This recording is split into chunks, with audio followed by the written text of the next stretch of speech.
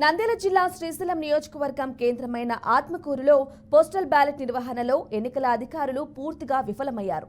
Vote వేయడానికి వచ్చిన ఉద్యోగులలో తీవ్ర గందరగోళం నెలకొంది. కనీసం బ్యాలెట్ బాక్స్లకు సీల్ వేయకుండా ఉద్యోగులతో ఓటు వేయించి ఆ కవర్లను అందులో వేశారు.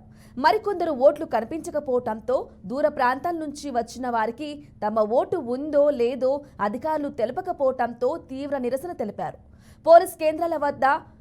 పోలింగ్ కేంద్రాల వద్ద కనీసం జాగ్రత్తలు కూడా తీసుకోకుండా గుంపులుగా వెళ్లి ఉద్యోగులు ఓటు వేశారు. కొందరికి ఓటర్లకు కవర్లు కూడా సప్లై చేయకపోవడంతో పార్లమెంటు, అసెంబ్లీకి చెందిన 2 ఓట్లు ఒకే కవర్లో ఉంచి వేయడం జరిగిందన్నారు. దీంతో తమ ఓటు చెల్లుతుందో లేదో అని అనుమానం వ్యక్తం చేశారు. అనంతరం ఎన్నికల అధికారి సుధారాణి ఎదుట నిరసన చేపట్టారు.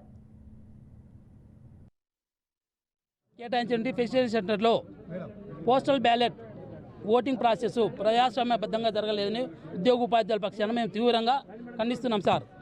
చాలామందికి కూడా డ్యూటీలు పడిన వాళ్ళకి ఇక్కడ ఓటుకు లేదని ఇంటికి పంపిస్తున్నారు.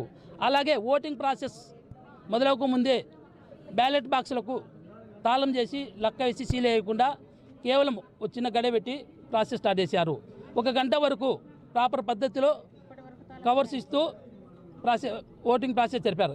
తర్వాత ఇన్నర్ కవర్ షార్టేజ్ వచ్చిందని కేవలం మేజర్ కవర్లో పెట్టించి డిక్లరేషన్, పోస్టల్ బ్యాలెట్ 2 కూడా ఒకే దాంట్లో పెట్టించి సీల్ చేయించి లోపల ఇచ్చారు. ఇప్పటికే దాదాపు 20 మంది వేశారు. అలాగే డిక్లరేషన్ మీద గైడెడ్ ఆఫీసర్లు సంతకం పెట్టారు, సీల్ వేయలేదని చాలా ఉపాధ్యాయులు ఫిర్యాదు చేస్తున్నారు. ఈరోజు ఈ విషయాలపై శ్రీశైలం నియోజకవర్గ ఎన్నికల అధికారి సుధారాణిని వివరణ కోరగా, మా దృష్టికి వచ్చిన సమస్యలను పరిశీలిస్తున్నామని, తహసీల్దార్ను వివరణ కోరామని, మిగతా విషయాలపై అధికారుల నుంచి సలహాలు తీసుకుంటున్నట్లు ఆమె తెలిపారు. వాళ్ళు ఆరోపించిన విధంగా మార్నింగ్ నుంచి సక్రమంగానే జరుగుతుంది. ఒక తహసీల్దార్, 2 తహసీల్దార్స్ కూడా ఇక్కడే ఉన్నారు.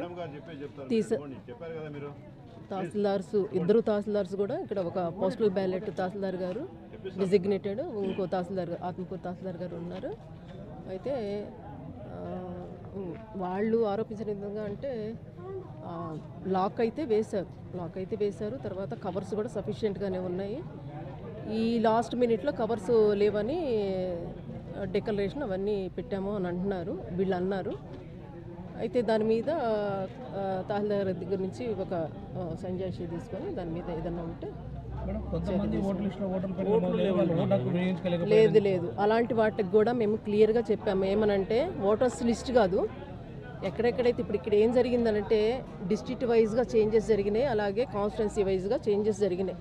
అంటే ఇక్కడ ఓటర్స్ అక్కడ డ్యూటీల్లో ఉన్నారు కాబట్టి దానికి కలెక్టర్ గారు కూడా ఇన్స్ట్రక్షన్స్ ఇచ్చారు. ఎక్కడైతే వాళ్ళు ట్రైనింగ్కి వచ్చారో అక్కడ వాళ్ళు ఏదైనా ఓటర్స్ లిస్ట్ అంటే మీన్స్ ఎనెక్సర్ 4లో లేనప్పటికీ కూడా వాళ్ళకి బ్యాలెట్ అన్నది ఇచ్చి వాళ్ళతోటి ఓటు కూడా చేయించమని చెప్పారు. దాని ప్రకారంగానే ఇప్పుడు చేయిస్తానే ఉన్నాం, ఎలాంటి ఇబ్బంది